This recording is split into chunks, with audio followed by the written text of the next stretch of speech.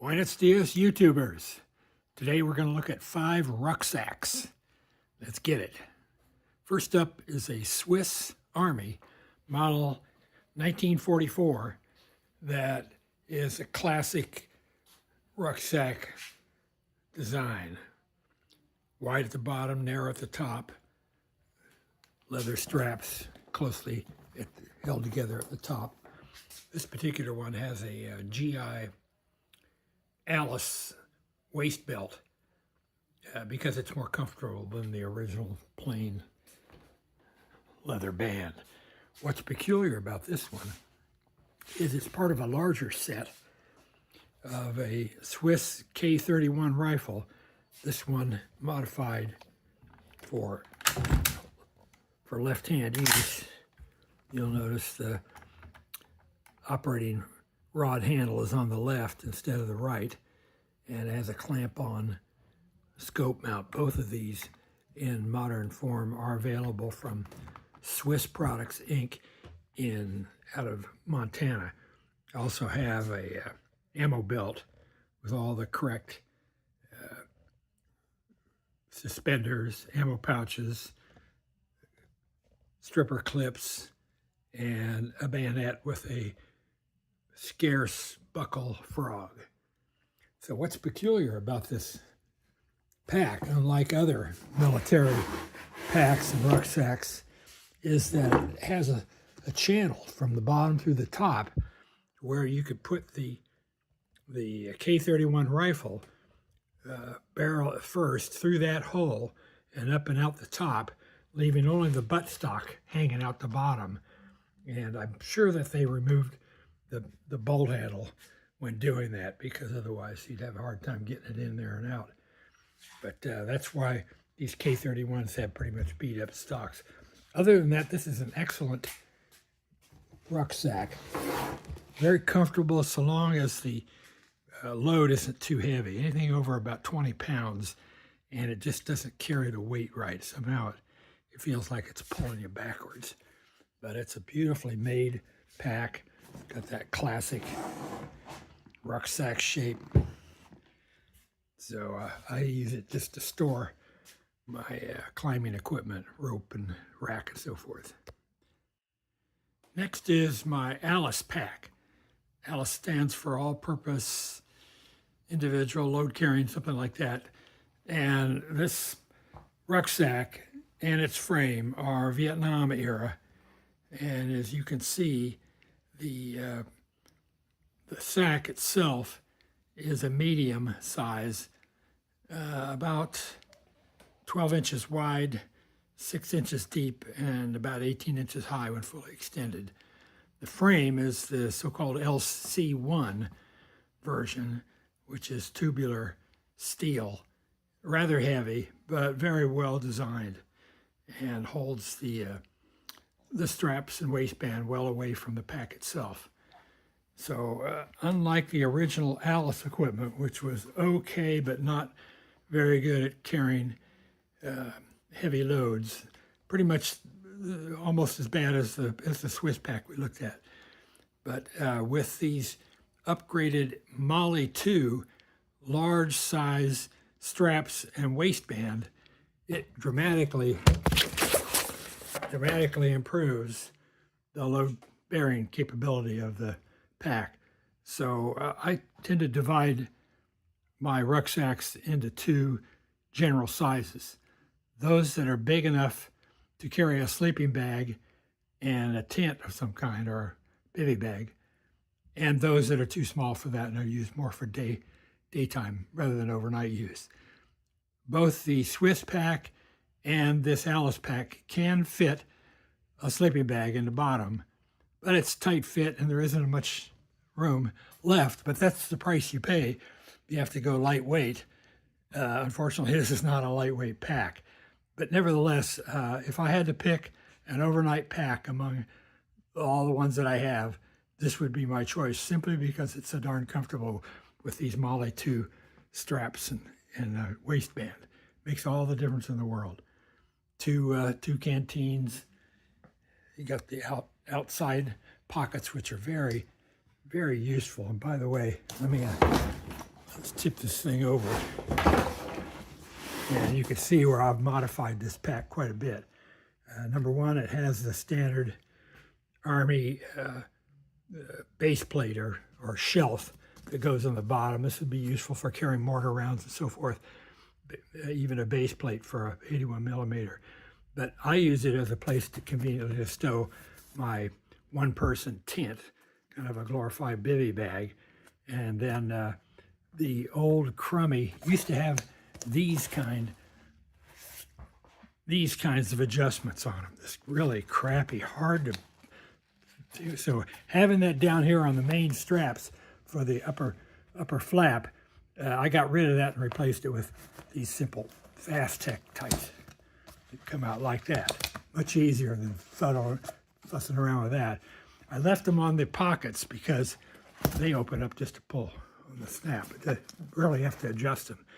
So anyway, that's my Alice pack. It's a good one. It's a oldie but a goodie. Next is another U.S. Army pack. This one's actually current issue, except for the outdated camouflage pattern on my model. This is called a Molly 2 medium pack. Although it's quite large, it's more than big enough for what I call a getaway pack. So if it ever happened that my family and I would have to evacuate Western Washington due to some disaster, I wouldn't take a suitcase. I'd take this pack because it's large. It can carry a lot, and with these next size up waistband and straps from the large size Molly 2 pack, it's very comfortable even with a heavy load. So it's an ideal pack for that purpose, and I wouldn't really need that much size for a regular overnight camping trip or mountain climb. If you do need more room, this Molly 2 medium is outstanding. Got lots of room, and you can attach things to it like these canteens. Yep, this is the way to go. Next is another GI rucksack. This one is called the 3-Day Assault Pack, which is kind of a stretch because you can't really get a sleeping bag into it.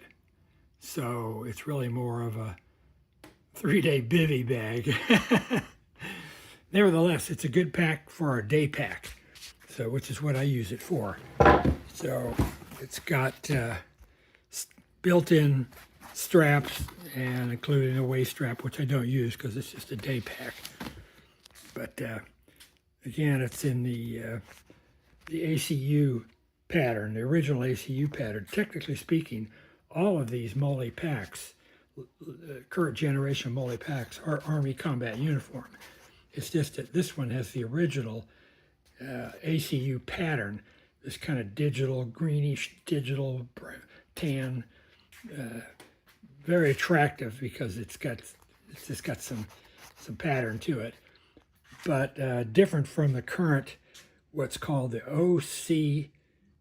OCP, Operational Combat Pattern, which is really a civilian multicam with a little darker, a little more black, and it's a much superior for concealment, but it isn't as pretty. And since I'm a civilian, I don't really need the whole thing. I currently carry some tools in there for working on trees and taking harvesting some wood from the nearby roadless area. But it really can be used for anything. It's fairly lightweight, has a plastic panel inside going around like this to kind of just give it some shape, but it rides right up against your back. But it has that classic rucksack pattern, narrow at the top, wide at the bottom. Got a place where you can put a couple canteens. Carries a lot of gear, but is strictly a day pack, in my opinion. Okay, the fifth and final rucksack that I'm showcasing today is this Marmot It's actually an ascent pack, or summit pack as climbers call it, because it only weighs 4 or 5 ounces. It's being used continuously now as a get-home bag. So just to put that into context, we've seen my M1944 Swiss rucksack, the Vietnam-era Alice rucksack, and the current issue Molly 2 medium rucksack, as well as the U.S. Army 3-day assault pack. So this Molly 2 baby is huge, and it's what people generally call a bug-out bag, meaning that if you have to leave home due to an emergency, and you may not be back for a long time, if ever, what is the rucksack that you would use to carry all your valuables and essentials? So if that's the bug-out bag, this is the get-home bag. By get home, I mean, a typical scenario would be you're out in your car, it's dead of winter, a storm is threatening, and you're at work or somewhere else, 20 miles from home, and it starts to snow. And you know that the freeways are all going to get jammed up. And so you head for home, but you don't make it.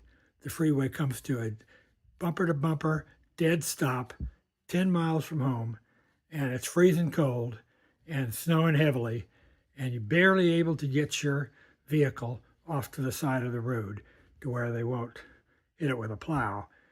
And inside there is everything you need to get you from where you're stranded back home, trudging through the snow or the rain or the hot sun, whatever it is that you happen to be running into.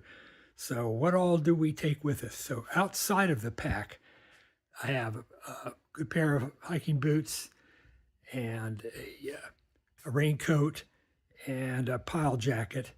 And if necessary, if the weather's hot and I want to take those with me, they can roll them up and put them inside this pack. Also, the usual essentials that you need: extra food in the form of kind nut bars, extra water, and then the 10 essentials. Just all the usual things that you would want to have on you that don't weigh too much.